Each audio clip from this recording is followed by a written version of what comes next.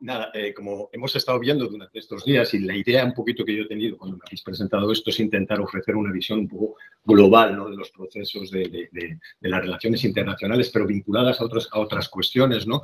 Y lo que hemos estado viendo, y esto simplemente es un pequeño repaso con algunos libros, algunas contribuciones más recientes sobre esta especie de revisión historiográfica que empezó ya en la época de 1980, muy centrada primero en Castilla, pero que se ha ido expandiendo prácticamente a la globalidad de la monarquía, sobre la cuestión muy clásica de lo que tiene que ver con lo que es la propia estructura de la monarquía hispánica y esa especie de declive casi desde sus orígenes, ¿no? Como decía que Cayman, Spain never rose, ¿no?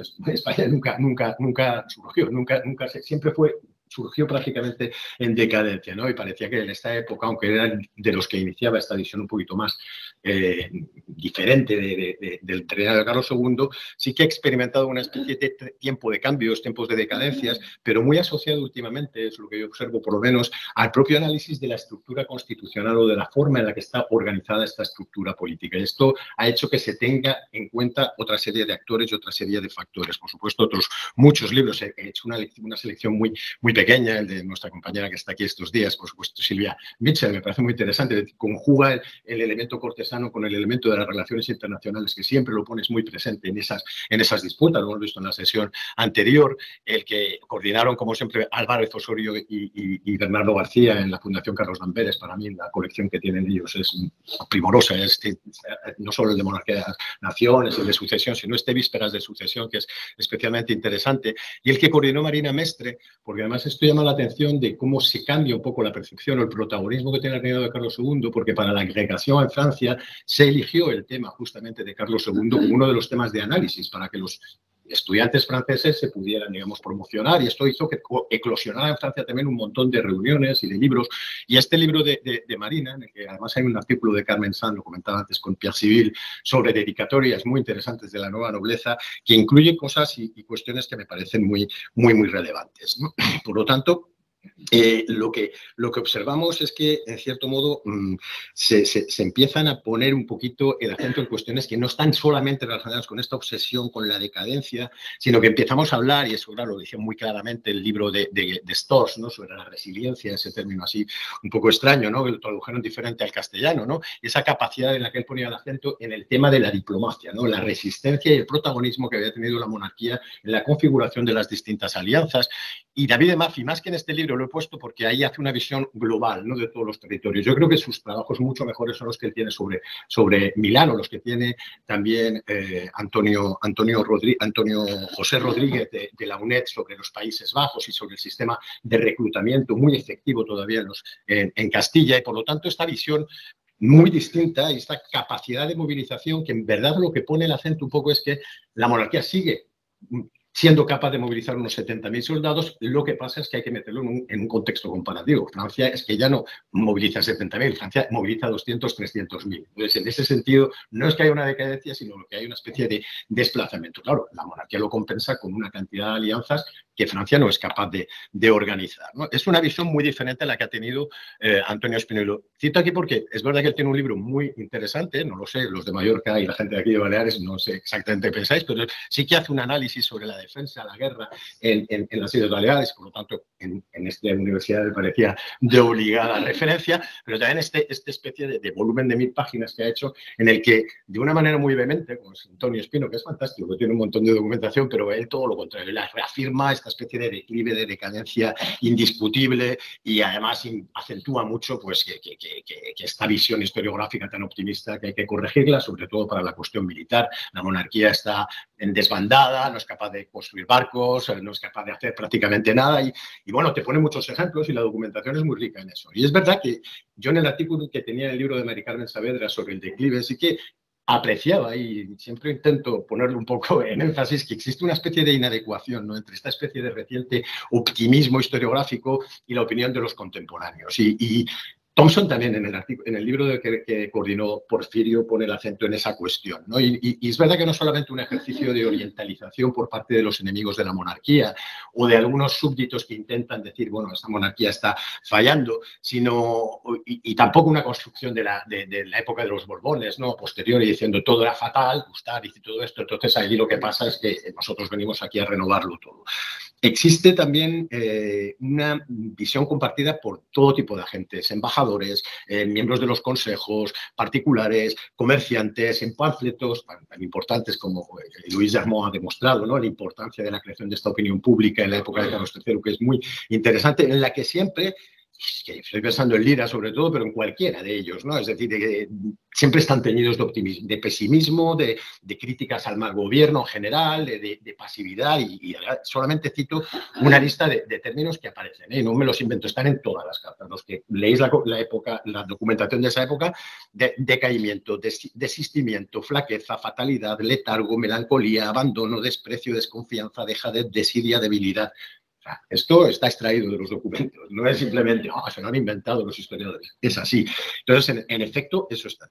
Pero, sin embargo, y es lo que yo sí que considero que hay que tener, a pesar de la difusión de estos diagnósticos, digamos, sombríos, ¿no? Y de esta pérdida de enclaves muy valiosos, como el Franco Condado, es la Borgoña. Es decir, para la dinastía es muy importante perder lo que quedaba de la Borgoña, ¿no? Es verdad que desde la muerte de Felipe IV hasta la Guerra de Sucesión, en 1701, la estructura imperial hispánica va a resistir mejor de lo previsto, y a pesar de todas estas visiones, como una estructura imperial. Y además no solamente eso, sino que va a tejer importantes coaliciones. Y lo que para mí es fundamental, ¿va a conseguir hacer todo eso? Pues yo creo que lo consigue porque va a ser exquisitamente respetuosa con los fundamentos constitucionales de esta especie de agregación, como decía muy bien Antonio ayer, de corporaciones, ciudades, reinos, nobles, iglesias, de distintos cuerpos que la conforman, y que, salvo contadas excepciones, estoy pensando en la represión de Messina, normal, después de lo que habían hecho en 1678 y la estatua que ponen de Carlos II en mitad de la plaza, quitando el edificio del Senado, o también en Dol, cuando también se rinde y luego vuelven a reconquistarla. Salvo estas especies de elementos de ira regia, ¿no? que diría Ribot, la clemencia es la norma fundamental y la nota distintiva de esta especie de gobierno Habsburgo, esta forma suave de gobernar, este modelo policéntrico que le da mucho poder, incluso más en la época de Carlos II, en el que después del escarmiento, digamos, de la década de 1640, parece muy claro que aunque hay que intervenir de algunas maneras, sí que se deja una creciente autonomía, y que ese factor de fidelidad va a ser fundamental. Lo suplen, es decir, tú no necesitas tantos ejércitos si tienes la fidelidad de la población. Y como la alternativa es Francia, eso va a ser un elemento que la monarquía va a jugar estupendamente. Entonces, en este sentido, a mí lo que me gusta es un poco poner el acento en que este conflicto militar y este conflicto entre la monarquía hispánica y Francia por la hegemonía, es decir, no solamente la culminación del tradicional enfrentamiento dinástico y una pugna por la hegemonía, sino que también para mí se plantea una especie de choque entre dos modelos de soberanía que pone sobre todo de manifiesto algo muy importante, ¿no? La pluralidad de las formas de organización política durante la Edad Moderna. Eso lo decía muy bien Francesco Benigno, ¿no? Es decir, que no todo conduce irremediablemente a la creación del Estado-nación, como nosotros lo conocemos, que además está muy cuestionado últimamente, ¿no? Sino que hay otros modelos de organizarse y que la manera de resolverse no tiene que llevar inevitablemente a eso. Es decir, es verdad que existen concomitancias, yo no quiero obviarlas. Es decir, antes han mencionado a alguien el trabajo de Schopp sobre la Francia española, o el trabajo también, por ejemplo, de Valladares, ¿no? Sobre cómo Luis XIV imita muchísimos los modelos españoles, sobre todo a Felipe II, ¿no? De Zacarías, por ejemplo, y todo esto, pues, y esta presencia del Escorial y esa mentalidad está importante, ¿no? Y también que hay que prevenir, y eso creo que lo hace muy bien José Javier Ruiz Ibáñez y Anne Dubé en este libro de la Casa de Velázquez, hay que prevenir un poco estas tendencias a las modernizaciones un poco simplificadoras, ¿no? Que al final casi coinciden con las obsesiones identitarias de la historiografía nacionalista, ¿no? Pero lo que sí que es indiscutible, yo también lo he visto, lo mismo que he visto todo ese pesimismo y todas esas palabras negativas, también es que en estos memoriales, estos panfletos, en estos arbitrios, en estas consultas, aparecen y existen también la conciencia de los contemporáneos de que existen formas, patrones distintos de soberanía. Que si Francia te invade, mira lo que le pasaba a Lille, es decir, o los holandeses incluso, mira los estados de la Generalidad que no tienen capacidad de representación. Todo eso hace que esa especie de pequeños restos que quedan, que no son tan pequeños, en los Países Bajos, digan, a nosotros lo mejor es estar, digamos, bajo la fidelidad del monarca católico. Por lo tanto, esta monarquía no aspira nunca, es otra obsesión. Parece que es que todos los reyes aspiran a ser monarcas absolutos y a tener soberanía plena a la Jean Baudin. No, existen otros que tienen conciencia de que ese no es absolutamente el camino ni su aspiración. El rey católico es la cabeza de una estructura política, nosotros la llamamos pluricéntrica, llamémosla como sea, plural, desde luego indiscutiblemente, caracterizada porque por la dispersión de las atribuciones de la soberanía, la administración y sobre todo el peso fundamental del componente judicial en cada uno de estos millones de cuerpos, miles, no millones, pero miles de cuerpos, los 22 reinos de los que hablaba, pero yo digo más, para mí son ciudades, ¿no?, que constituyen este conjunto y que mantienen además atribuciones privativas, participan de forma activa en el gobierno y que están lejos de articularse solamente en torno a esa especie de relación radial entre la Corte de Madrid y el resto de los virreyes o gobernadores. No, existen muchos vínculos entre los distintos centros, existe mucha iniciativa que se toma desde esas falsas periferias. Es decir, pensar en periferia en México en esa época, pues sinceramente a mí me asombra. O en Nápoles, o pensar también en Amberes y toda la vitalidad y cómo veremos luego cómo se deciden las políticas del norte, que no se deciden en el Escorial, me parece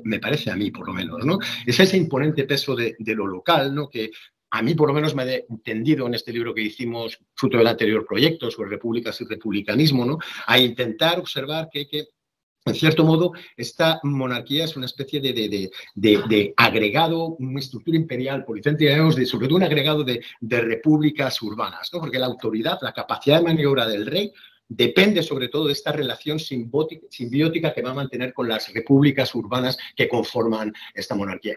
Los territorios más densamente urbanizados del continente están bajo la jurisdicción del monarca católico, en los Países Bajos, en Milán, en Sicilia, en Castilla. Es decir, hay otros modelos urbanos en la Corona de Aragón que son más con una gran capital, pero existe también, prácticamente América se construye sobre las ciudades, se gestiona sobre las ciudades, no sobre tener ejércitos ahí, sino sobre la fidelidad de las ciudades y de la manera en la que se organizan.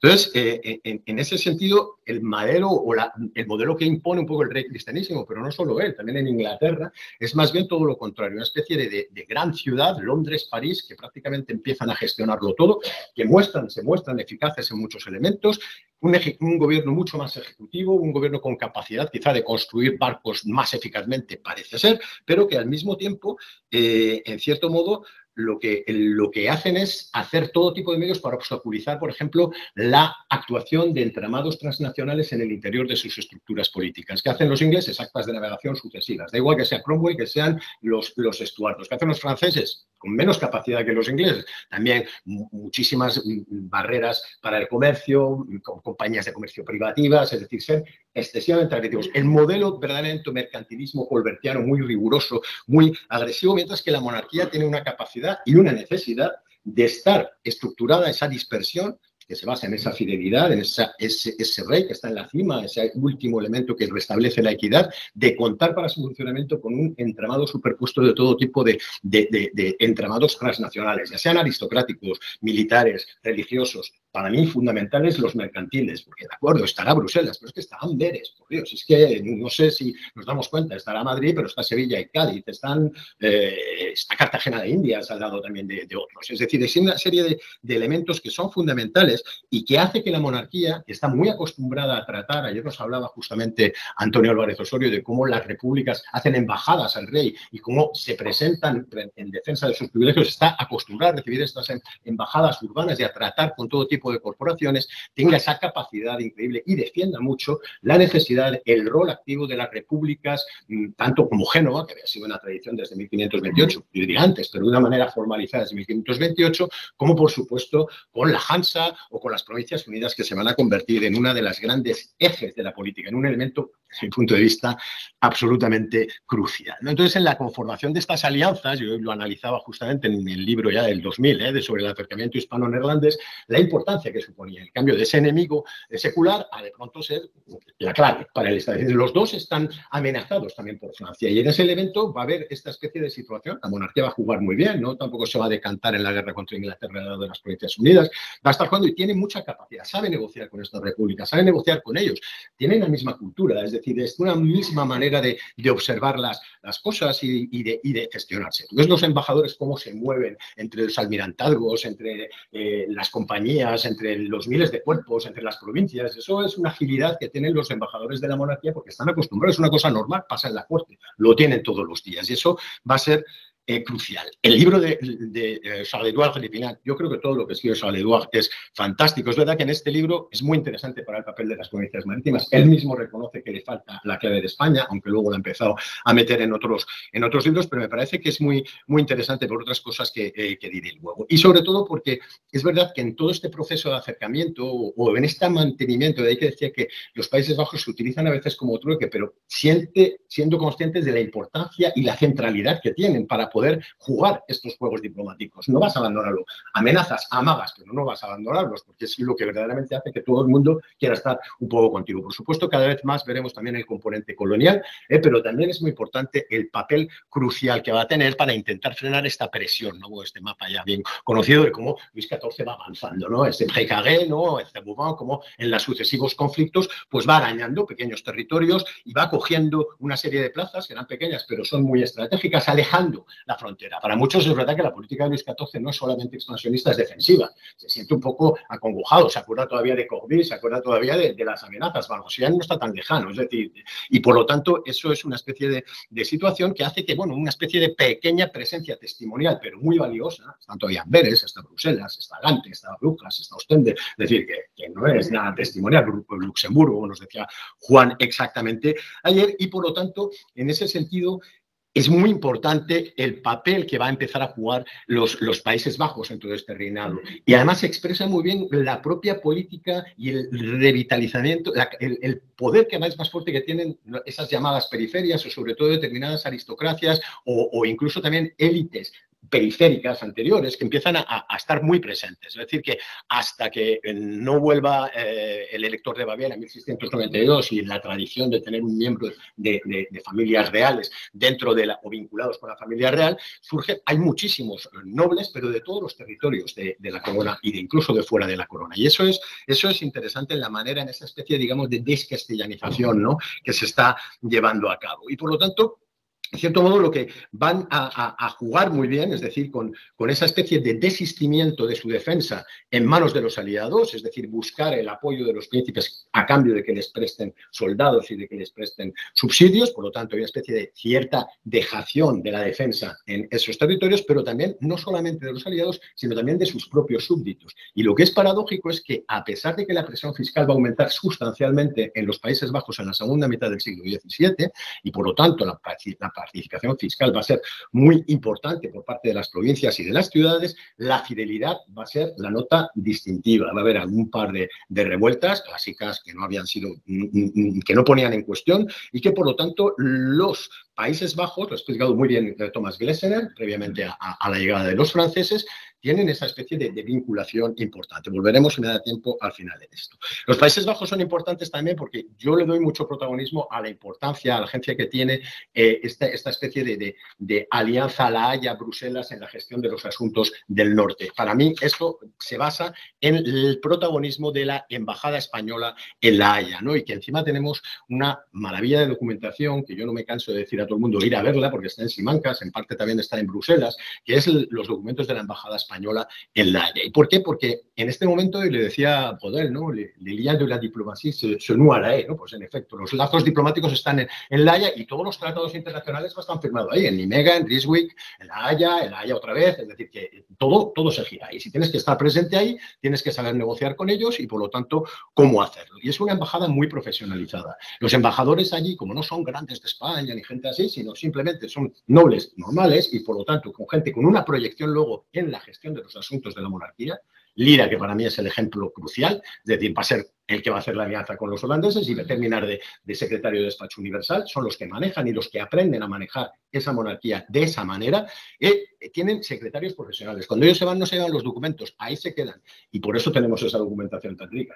Eso no pasa en Viena, no pasa en París, no, en París la verdad que es muy difícil, bueno, no está nunca, pero en Saboya, en cualquier otro de los territorios. Sí pasa en parte en Génova. Y eso es interesante porque el protagonismo que tiene Génova también en la gestión de los asuntos de Italia es clave, no solo porque es el nudo de todo, sino y porque es el inicio del camino y la puerta de entrada a Milán y por ahí pasan para ir a Nápoles o a Sicilia o a cualquier lado, sino porque, en cierto modo, el embajador español en Génova, que tiene un perfil semejante a estos que aparecen aquí, es fundamental en esa gestión. En este sentido, pues lo que sí que observamos es que, en cierto modo, esta estructura, esta manera muy policéntrica de organizar las relaciones internacionales, se deciden las cosas, sobre todo en La Haya, se deciden las cosas en Bruselas y llegan a Madrid, que critica, sanciona, acepta, pero hasta que llegan y responden, las cosas ya han pasado y están pasando, es una prueba más, ¿no? Entonces sí que se empieza a ver que empieza a funcionar. Los españoles, desde 1649, que llega Brun a la Embajada de La Haya, dicen, queremos hacer una alianza con los holandeses. Los holandeses son muy reticentes, no se quieren implicar. Finalmente lo van a conseguir, y lo van a conseguir en un momento de, se supone, tremenda crisis, pero justamente la guerra de devolución, en la que la monarquía ha sido crucial, renunciando a Portugal y también, sobre todo, consiguiendo la paz, la segunda paz la paz de Breda entre Inglaterra y las Provincias Unidas, un gran objetivo, que las potencias aliadas marítimas estén del lado de la monarquía hispánica. Eso se va a conseguir aquí por primera vez, median para esa paz de Breda, y en cierto modo tienen el apoyo imperial y el apoyo de la publicística de la época. Lisola, el gran diplomático del momento, es un borgoñón, por supuesto, con su bouclier d'état, explica cuál es la amenaza de Francia, que Francia es una amenaza para todos, y el modelo de soberanía francés es una amenaza para todos, para los suizos, para las Provincias Unidas, para todo el mundo, y eso queda muy, muy hecho. Hay una campaña de publicidad muy fuerte a la que, como bien ha demostrado Antonio José, existe una resistencia militar en plazas como el Lille, que resisten bastante, aunque al final caen, pero hay una capacidad, digamos, de resiliencia, una caballería que todavía tiene unas capacidades. Francia todavía está aprendiendo, está entrando, y por lo tanto la monarquía sí que se muestra capaz, y sobre todo de sobornar, de pagar subsidios, y todo el mundo lo sabe. Entonces ahí hay una especie como de primer intento, y además algo muy importante, la paz de Aquisgrán será un desastre, se pierden muchas plazas importantes, pero ahí el foco cambia de dirección. Ya no es España, ahora son estos señores, son los holandeses, y los holandeses, que han estado tan reticentes a no querer negociar, mandan a uno de los grandes próceres de la República, Beverningh, a inclinarse, encantado además él, estar al lado de la reina, y se hace retratar este cuadro, y está como loco. Dicen algunos que quizás se puede ser Lira, que es introductor de embajadores por entonces, todavía no se ha ido a La Haya. Yo no lo sé, no lo tengo, porque no tenemos ningún un cuadro, ojalá fuera así, ¿no? Pero aquí vemos esa relación simbiótica que tienen estas repúblicas con la monarquía. No existe ese odio horrible, este rey católico, que va, están bastante encantados, y él amonesta un poco a la monarquía. Dice, es que tienen que organizarse, es que es un desorden y tal, pero al final, ¿qué es lo que ocurre? Que, como pasaba siempre, en Madrid las cosas no se pueden negociar. Para negociar estos asuntos hay que volver al norte, porque la propia estructura también policéntrica y desagregada de las Provincias Unidas requiere tener a gente allí, y porque las tomas de decisiones tienen que estar allí. Y en ese momento, justamente en 1670, ha llegado nada más y nada menos que allí el conde de Monterrey, un señor resuelto de Losaro. Ahí está justamente uno de las familias con una capacidad de organización militar muy activa, empieza a hacer transformaciones interesantes en el ejército, y llega justamente en 1671 Francisco Manuel de Lira. Y entre los dos van a conformar verdaderamente una estructura de colaboración impresionante, que va a coincidir, que van a conseguir justamente que los holandeses, que habían sido tan reticentes, firmen en 1671, a finales de 1671, el acuerdo de mutua colaboración militar, que va a ser lo que va a permitir que las tropas de Monterrey socorran a los holandeses de una manera fundamental durante los ataques franco-británicos al principio de 1672, que, a pesar de la caída del que se suponía que era el partido español, el de los regentes, con la muerte y la descripción de Lira de la muerte de los de Witt es verdaderamente espectacular, es decir, de la exterioridad con la que nos tenían engañados esta república, toda Europa, dice él, y esta muerte justamente, y la subida, en cierto modo, del ascenso del príncipe de Orange, el enemigo tradicional de la monarquía hispánica, con el que siempre han estado intentando frenar, es decir, cómo ellos van a gestionar eso de una manera impresionante, provocando un rechazo fortísimo, de nuevo ahí pongo el acento en el modelo policéntrico, del Consejo de Estado en Madrid. Me he leído muy bien todas las consultas, y es verdad que hay un par de ellos que apoyan a este eje Monterrey-Lira, con todos sus satélites que tienen, todos los sefarditas y otra serie de elementos que colaboran a ellos, que les dicen, bueno, pues cuidado, estos son genios impacientes, les llaman, hay que adoptar el camino de la prudencia. Está, por supuesto, Peñaranda por la prudencia, Castel Rodrigo, mientras que Monterrey, por supuesto, tiene el apoyo del almirante y de otros sectores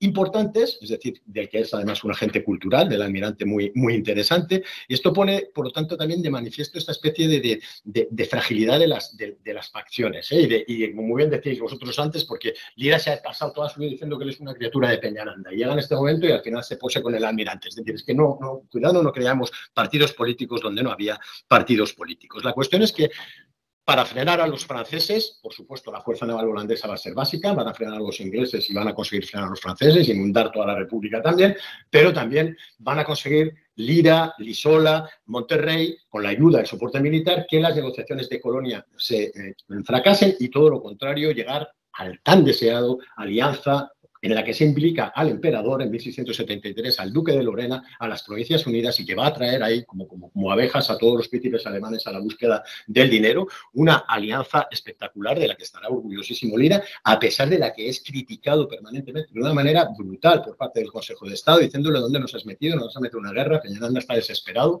porque hay un artículo secreto del que hablábamos ayer que obligaba a romper con Inglaterra en caso de que Inglaterra no firmase la paz, y claro, es que era un axioma de la monarquía no romper con Inglaterra. Esto era un peligro para las Indias. Acabamos de firmar un tratado de comercio y les hemos reconocido Jamaica en 1670. ¿Cómo vamos a peligrar esa alianza? Todo esto causa mucho pavor, pero es verdad que esta alianza parece que funciona en un principio. Y aunque es verdad que en el 75, cuando Lira escribe esto, ya empiezan a criticar porque todo lo que ha costado y que no hay manera de hacer esto y además no está sirviendo para nada porque estamos perdiendo el apoyo de Brandenburgo, se han perdido plazas, se ha levantado Messina, pero él dice, cuidado, tiene pocos la monarquía de tanto decoro ni de tantas conveniencias como este tratado. Por lo tanto, para él eso es un elemento total y absolutamente crucial. Eso hace que es verdad, la pérdida del Franco Condado, la crisis de Messina, que a pesar del envío de barcos holandeses no se consigue recuperar. Es decir, hace que finalmente, pues bueno, esta monarquía que está perdiendo en esta sátira, ¿no?, que está perdiendo este rosario de todas sus posesiones y que parece que se está desangrando, no le queda más remedio que firmar, que aceptar, ceder cosas, porque los holandeses se retiran, los ingleses se están presionando. Empieza un acercamiento muy deseado por la monarquía entre ingleses y holandeses, con el matrimonio de Guillermo de Orange con una Estuardo, y por lo tanto, más o menos no queda otra cosa que ceder en parte, pero mantener el honor y, sobre todo, Nimega, pues no hay que verla tampoco como una especie de catástrofe, desde mi punto de vista, sino que hay una serie de elementos interesantes. Una cosa importante es que en estas negociaciones, el marqués de los Balbases, el tercer marqués de los Balbases, Pablo Espínola Doria, consigue que, por lo menos en la negociación, el estatus de las dos entren en la sala a la vez, las dos delegaciones, y por lo tanto existe una especie de decoro que hace que le nombren a él para negociar todo el matrimonio de María Teresa y que él se vaya con todos sus... Eso es otra prueba de estos engranajes transnacionales que tiene la monarquía, en este caso uno medio mercantil, medio diplomático, medio nobiliario, que son los genoveses. Él, cuando llega a París, despliega, porque tiene esa capacidad y tiene esa especie de estatus, de cortesía, de refinamiento que tienen pocos en toda Europa. Él encima está casado con Ana Colonna y tiene acceso al Palacio de Nevers, y ahí crea unas fiestas absolutamente deslumbrantes. Luis XIV se queda casi medio avergonzado, se lo lleva, de los primeros que iba a visitar Versalles, para intentar decir, mira qué maravilla. Y hay una especie, luego ya el infantado también con todo un séquito y con todo. Es decir, la monarquía todavía despliega toda esta especie de locura aparente, tan importante en una época de las apariencias y de las desigualdades. Entonces, en ese sentido, por supuesto, se ha conseguido una cosa. Las alianzas han más o menos funcionado. Hay un acuerdo y un apoyo, prácticamente las potencias marítimas se están acercando, que es lo que quiere, y algo muy importante, se rompe finalmente la posición, digamos, anti-española de los príncipes de Orange. Todo lo contrario, el príncipe de Orange ya se ha decantado por la Casa de Austria, por lo tanto, se han conseguido una serie de elementos que me parecen cruciales. Y también se ha puesto de relieve en toda Europa que los Habsburgo, la monarquía hispánica todavía representando a los Habsburgo, son los defensores de esa manera de defender ordenamientos jurídicos y constitucionales tradicionales, no solamente dentro de la monarquía, sino en el resto del territorio, en el resto de Europa. Y se presume mucho, el propio Lira, de haber sido crucial su colaboración con las provincias, los estados provinciales y otros sectores para frenar los intentos de soberanía de Guillermo de Orange, que quiere convertirse en duque de Güeldres, lo que hubiera supuesto tener soberanía ya plena y no simplemente ser un representante militar, que es lo que era de la República. Y dice, han escapado nuestros intereses de un grande contratiempo, en que corríamos gran riesgo los que debemos desear en este gobierno más la aristocracia que la monarquía. La monarquía hispánica no se dedica a promocionar monarquías, se dedica a promocionar más bien otro tipo de modelos. Además, en un camino completo y diametralmente opuesto para toda Europa al que está tomando Francia. Francia, con las cámaras de reuniones de las que nos hablaba ayer Juan, justamente se toma la República Autónoma de Estrasburgo. Francia empieza a humillar, y había humillado a los cantones suizos, ahora también empieza a humillar a las ciudades asiáticas, las que las trata en la corte de una manera fatal. Va a tomar Luxemburgo, lo que parece que encima está poniendo en cuestión todo. Y no solamente se va a empezar esta política sistemática de bombardeos, una gran novedad de Luis XIV, bombardear las ciudades, las poblaciones civiles, y a las repúblicas autónomas. A la de Argel, primero, se bombardea, aquí todo el mundo puede estar contento, son unos infieles, vamos a matar a estos berberiscos, pero luego es que nada más y nada menos va dirigido contra Génova. La clave de Bóveda, el sistema linfático de la monarquía hispánica, sus barcos en el Mediterráneo, sus finanzas, es decir, se ataca directamente al corazón de la monarquía, lo que hablábamos justamente ayer. Y no solamente eso, sino que la humillación de Ratisbona hace que los pobres genoveses que habían resistido con el apoyo de Milán, por supuesto, de nuevo aquí, sin que el Consejo de Estado de Madrid hubiera decidido nada, y fue Melgar el que manda los ejércitos y consigue frenar la entrada o el desembarco francés, pero como los genoveses quedan excluidos, ya es que no les queda otra y tienen que hacer esta cosa que para Luis XIV, digamos, yo para mí es el apogeo, ¿no?, de su poder, ¿no?, cuando humilla a la República de Génova y la hace obligarse en Versalles, recién nuevecito, a someterse al dogo, que en teoría no podía salir de la República, a ir allí. Y eso lo ve toda Europa.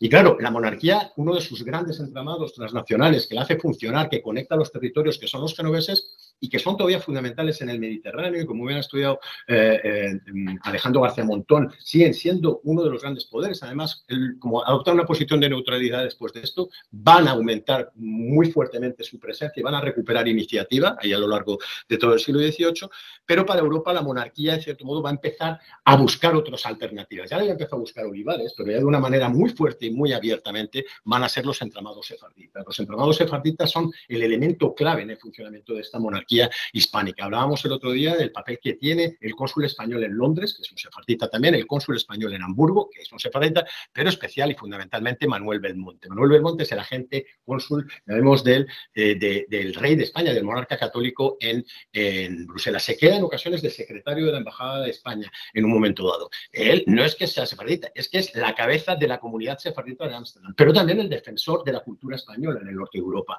Él tiene dos academias, especialmente la Academia de los Floridos, donde está Manuel del Barrio, Josep Penso de la Vega, donde está toda la gente que difunde el teatro de oro, que difunde la cultura española, que difunde las formas y las pautas de la cultura española. Ellos usan el español como gran orgullo, están como locos por ser varones, todos ellos, y su otro compañero también, Antonio López Suaso, es decir, este también un sefardita, este que le van a hacer barón de Auvergne-le-Grand, un varón sefardita ahí en los Países Bajos, pero también va a ser varón de Belmonte por parte del emperador. Por lo tanto, estas redes sefarditas son unas redes cruciales, son fundamentales para el funcionamiento de la monarquía. Por ejemplo, Antonio López Suaso va a ser el que va a conseguir, gracias a sus contactos con el almirantazgo y por la mediación también de Belmonte, que se vote los 18, que se paguen los 18 navíos que van a socorrer Mesina, a la cabeza nada más del comandante Reuter, que al principio va a morir, pero se va a sofocar.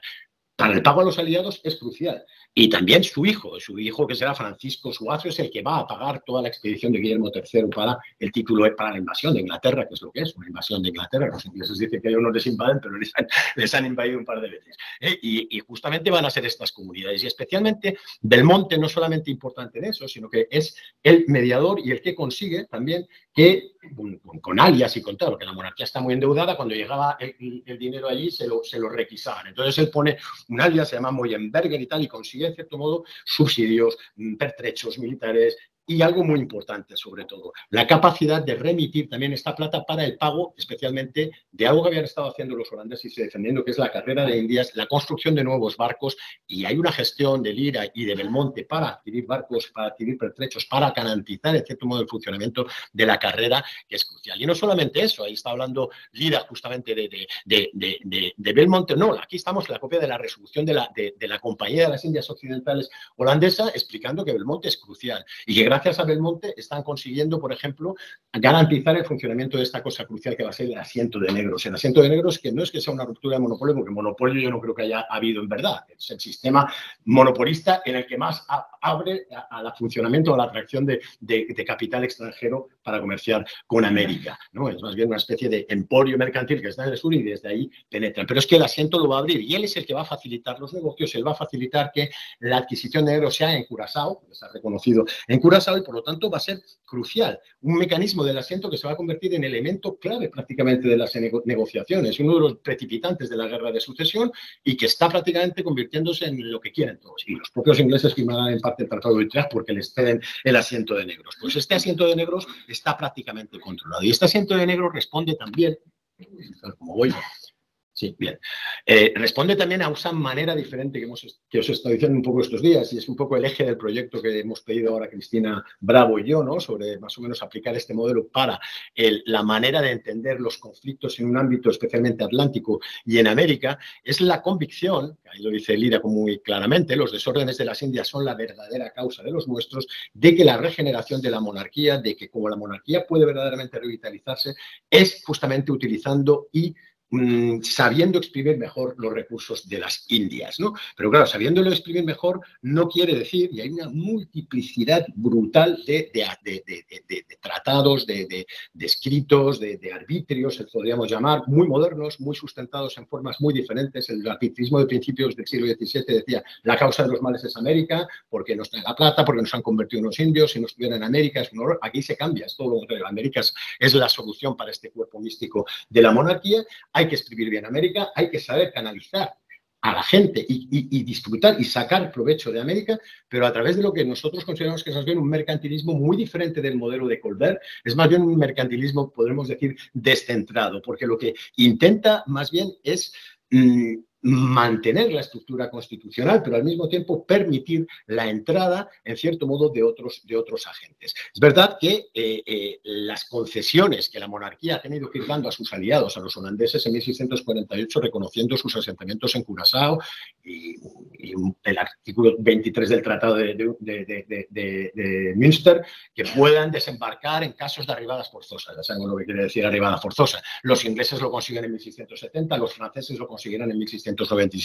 Todo esto hace que las actividades ilícitas, el contrabando, se dispare, también ataques piráticos a algunas ciudades, ¿no? Pero es verdad que aquí esto lo han estudiado muy bien, por supuesto, Kloster, Moutoukias, Freeman para las zonas del Caribe o del Río de la Plata, también con la colaboración de las autoridades y de las ciudades y de los gobernadores locales, que es que no les queda más remedio. Entonces, ¿qué hace la monarquía? Lo que hay que hacer es canalizar esto, no prohibirlo, porque es imposible, sino articular mecanismos que nos van a permitir defenderlos y extraer, contar con el apoyo de otras potencias y mantener bien abastecidos estos eventos, limitar la acción de los piratas, canalizar este tipo de cuestiones, ¿no? Y a través, pues bueno, el asiento de negro, nosotros hicimos un congreso hace 2 años, vamos a publicar ahora el libro, yo creo el libro, sobre todo de Alejandro García Montón, es fantástico, ¿no?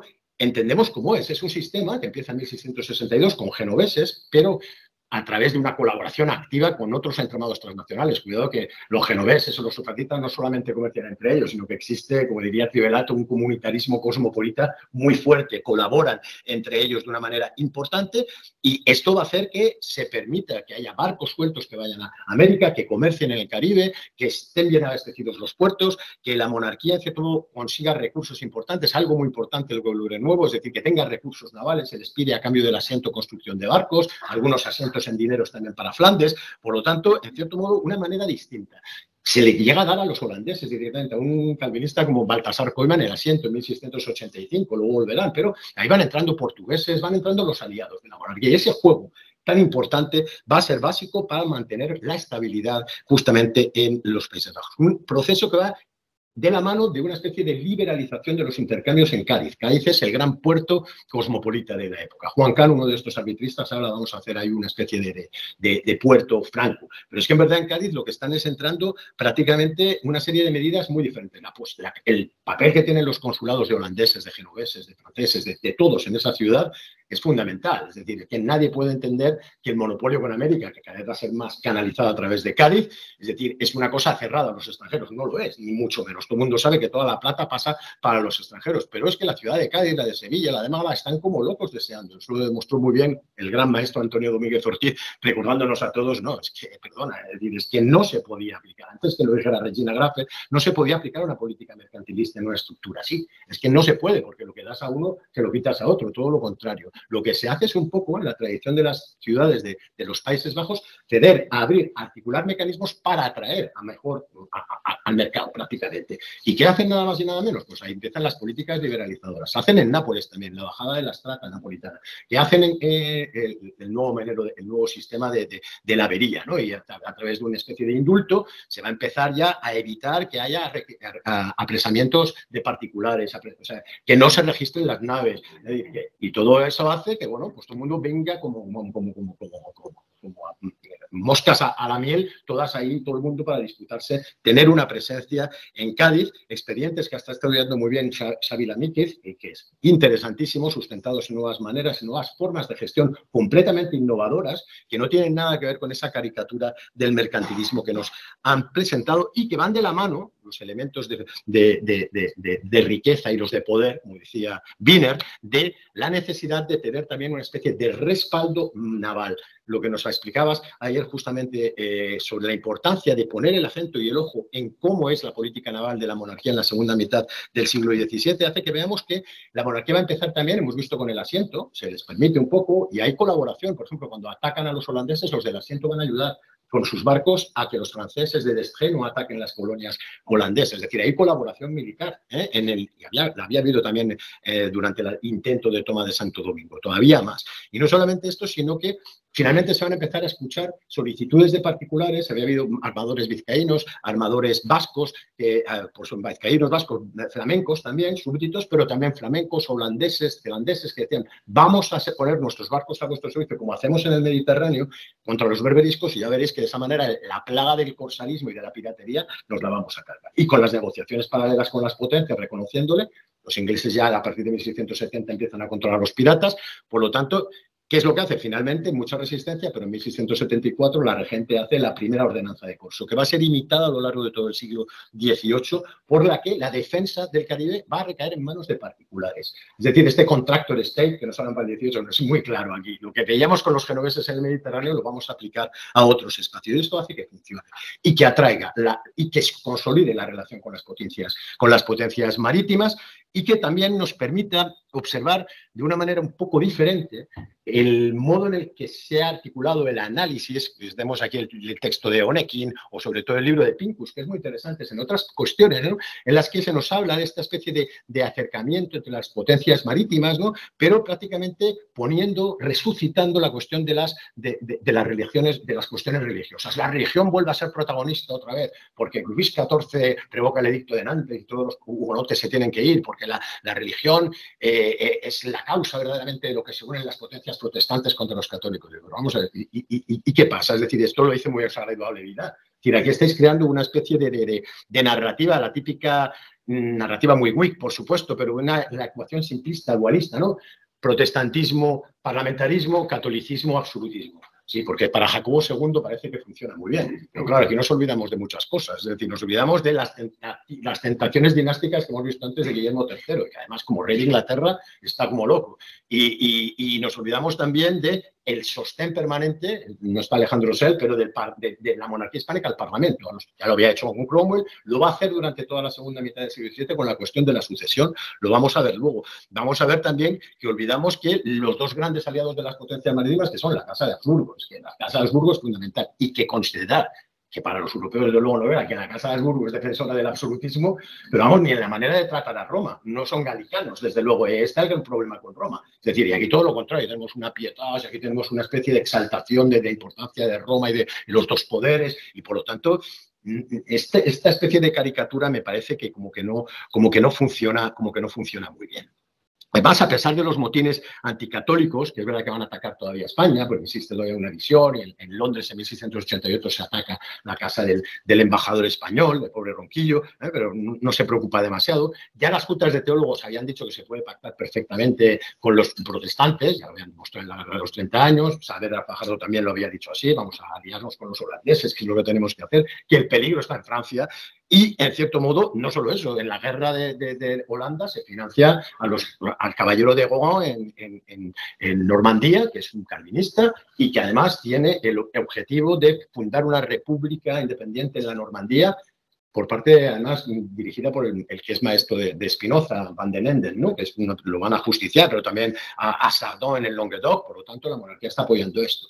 Y lo que os decía, especialmente el sostén al Parlamento. En toda la cuestión de la negociación, Canales va a decir y va a estar negociando con el Parlamento. Y aquí está Stanhope criticando en la Corte y diciendo que ya está bien que se meta en los asuntos del Parlamento, que no apoye a su rey y que con el tema del reparto le esté diciendo prácticamente a los parlamentarios que esto es tremendo para sus intereses económicos y que no tienen que hacerlo. Y dices, intento de mover sedición en sus reinos apelando al Parlamento y pueblo de Inglaterra contra su majestad, pues es reconocerlos por superiores a su real persona. Es que no es que los reconozca superiores, es que los reconoce como fundamentales. Es decir, es que la manera de gobernar de los Habsburgos, el Parlamento es clave y no hay ninguna, aunque no se convoquen en España, pero es fundamental. Y eso lo van a hacer, ¿no? Y todo esto, por lo tanto, en cierto modo, se supone y se une a todo este apoyo que tienen a los partidos católicos en los distintos territorios. Y ellos dicen, los embajadores, tanto Canales como Ronquillo, dicen, pues, pero vamos a ver, lo bueno es que si nosotros tenemos buenas relaciones, vamos a apoyar y vamos a hacer que se modere las políticas contra los católicos.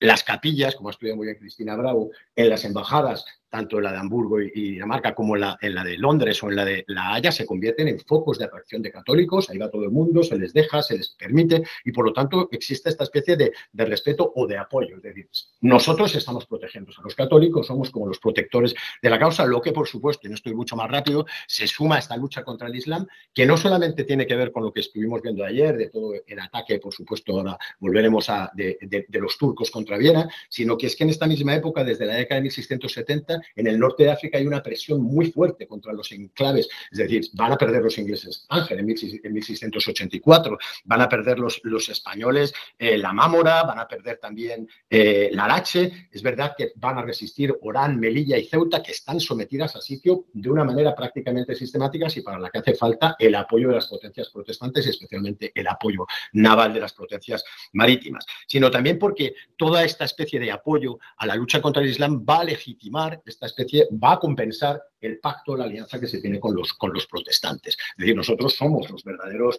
defensores, esta exaltación de la piedad eucarística, de la defensa de la cristiandad, de la cruzada, en la que van a ser. La monarquía no puede ayudar, porque ya hemos visto, está ayudando a Génova, está ayudando, defendiéndose en Luxemburgo, pero no rompe con el emperador ni mucho menos, más o menos intenta mandar destacamentos, veíamos como Melgar mandaba a algunos también como se podía, o dinero, o ayudas, o maneras de expresarlo, y sobre todo hay toda una especie de apoteosis de la expresión pública, de procesiones, tanto en Madrid, las dos.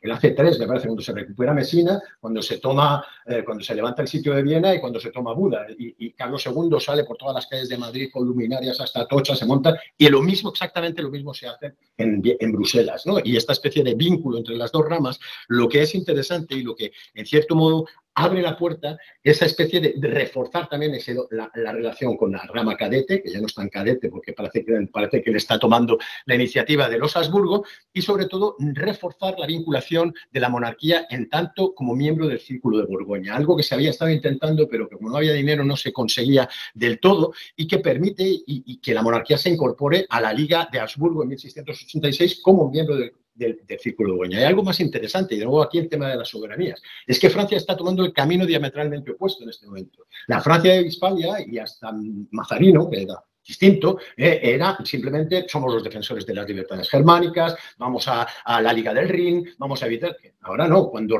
conquista territorios, cuando se anexiona a Estrasburgo, ¿qué pasa? Lo quitamos de la jurisdicción imperial y lo integramos en el Reino de Francia. La monarquía hace todo lo contrario, el rey católico no tiene el mínimo empacho de ser súbdito del emperador por los Países Bajos o por Milán, o del Papa por Nápoles. No tiene el mínimo, porque la superposición de soberanías es lo normal en lo que gobiernan los Habsburgos. Para nuestra mentalidad de restauración, parece que no. Hombre, si somos de la Unión Europea, quizá podemos entender más. Es decir, ¿cómo puede haber solapamientos de soberanía que no son excluyentes? Pero es que el nacionalismo es un virus y nos ha metido en la cabeza que no se puede ser tres cosas a la vez. Y monarcas católicos podían ser muchas cosas a la vez, ¿no? En este sentido, claro, la incorporación de la monarquía a la Liga de Habsburgo, el conseguir el apoyo también de las potencias protestantes ya unidas en torno a Guillermo de Orange, va a hacer que la posición de los aliados, hay que comentaba Rocío, que es decir, que Luis XIV no está en igualdad de condiciones en la guerra de Holanda que lo está en la guerra de los 9 años.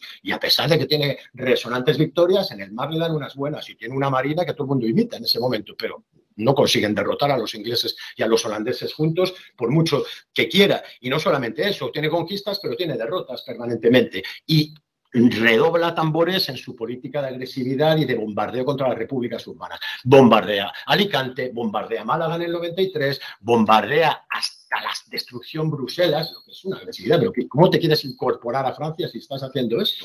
Si te dedicas a bombardear justamente el modelo de lo que es la defensa de las libertades, Felipe II no se había paseado por todas las ciudades y todos se tenían que pasear. ¿Cómo haces esto con Bruselas? Es un choque durante 3 días sometiendo a bombardeo sistemático también Barcelona, una iniciativa ya que se toma como modelo permanentemente, también saqueando Cartagena de Indias. Por lo tanto, esto hace que, en cierto modo, se esté verdaderamente poniendo de relieve que esta Francia, en cierto modo, a la que finalmente no queda más remedio que llegar a la paz de Ryswick, y como muy bien dice Bernardo de Quirós, el embajador en La Haya, que bueno, sí, también había sido el negociador de Ryswick, siendo el único después del Leverban en que España no cedió plazas y provincias, por lo tanto está muy orgulloso. Oye, cuidado, que esta vez sí que lo hemos conseguido. Claro, esto hace que de todas maneras Francia pues empieza a jugar un papel distinto. Ella consigue ya el papel que tenían ingleses y holandeses de nación más favorecida, y entonces ahora también vamos a intentar jugar como ellos, y no solamente la cuestión del reparto. Empieza toda la cuestión del reparto, que nos has hablado tú, que este libro fantástico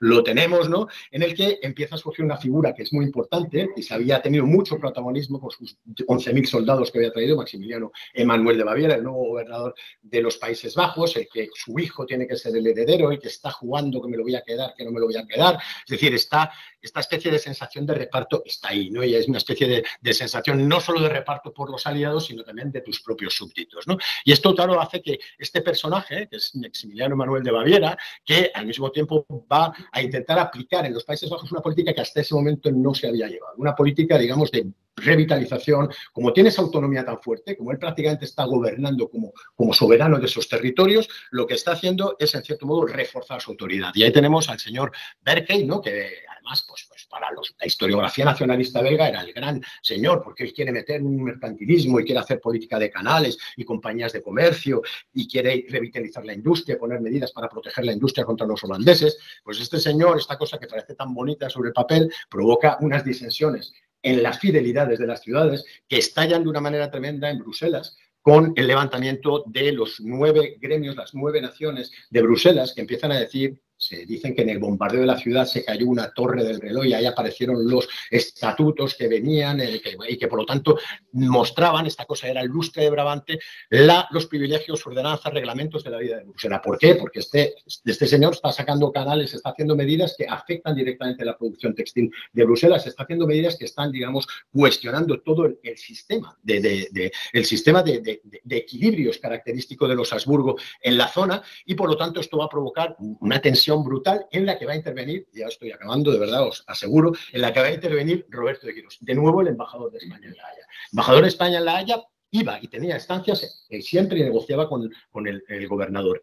Quirós va a tener unas relaciones pésimas con Maximiliano Emanuel de Baviera, se le va a acusar de ser el instigador de todas estas revueltas, y es verdad que él se reúne con los gremios un montón de veces, que él está en contacto con Monterrey, que es el presidente del Consejo de Flandes todavía, que está en contacto con el almirante, que están, en cierto modo, diciendo este nos va a liar. Consiguen expulsar a Berkeley, que se va para simular, pero finalmente Maximiliano Emanuel de Baviera decide nada más y nada menos, cosa que no se tenía que hacer nunca en los Países Bajos, entrar con un ejército y con ejércitos profesionales dentro de la ciudad de Bruselas, y ocupándola y amenazando a todas las que no voten, que va a hacer lo mismo en Amberes y tal. Eso hace que la comunidad política de los Países Bajos se ponga de uñas en contra de él. El Audoncier, el arzobispo de Malinas, todos ellos, en cierto modo, dicen hasta aquí hemos llegado. Empiezan a acoger en sagrado a los perseguidos de esta revuelta. Él dice, mira, qué cobardes, y al final se han rendido como ratas y tal. Todo hay una especie de locura, y lo que consigue es más bien desestabilizarlo todo, El problema es que esto se junta también y va de la mano con lo que está pasando el motín de los gatos en Madrid, que van a expulsar a los defensores de esta causa,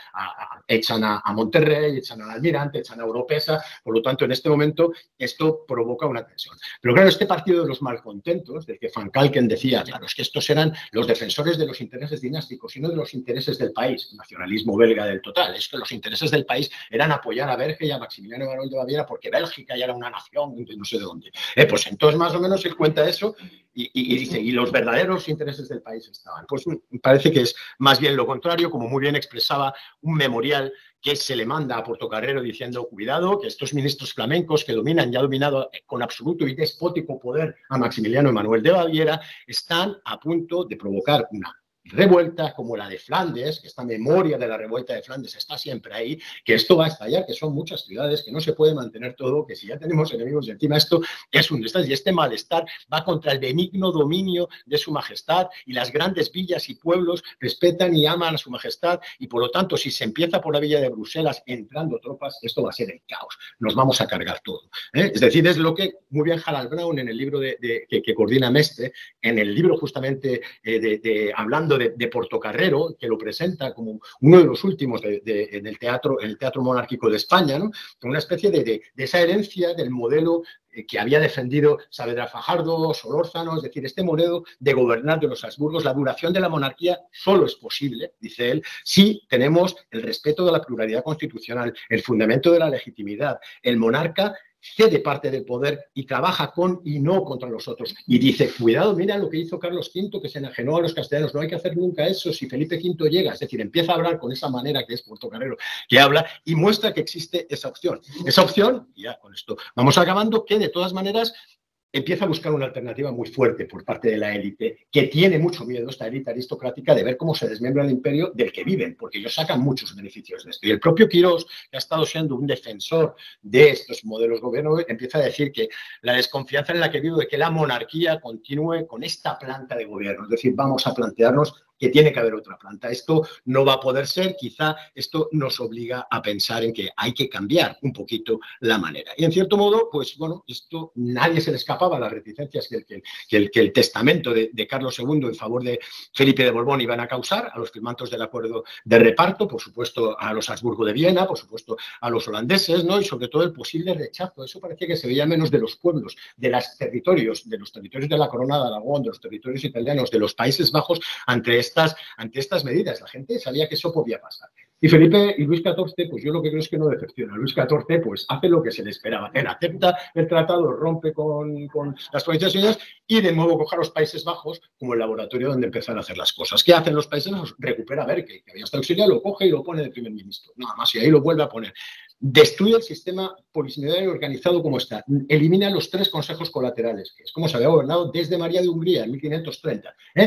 Va a destruir ya en 1703 el primer consejo que se hace, que se elimina en 1703 el Consejo de Flandes en Madrid.